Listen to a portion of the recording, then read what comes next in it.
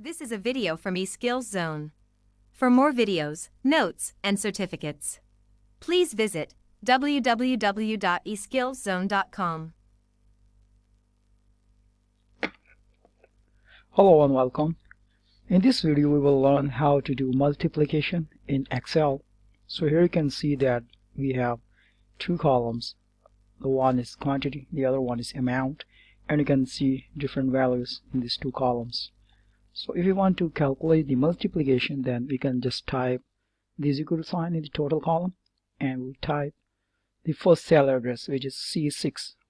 So we will type C6 and we'll put an asterisk sign which is used for multiplication, and we'll type D6 and press the enter key. So here you can see that this way we can calculate the multiplication in Excel by just multiply two different cells. Here you can see the product of 8 and 7 is 56. Likewise, the last calculation is 63, so 7 9 is 63. So if the other way to calculate the multiplication is by using the product function we have provided by Microsoft Excel. So first we will type is equal to sign and type the product built-in function, and we'll put an opening bracket and we'll type the first cell, which is C6, and I'll put a comma and we'll type the last cell, which is D6, and I'll put the closing bracket.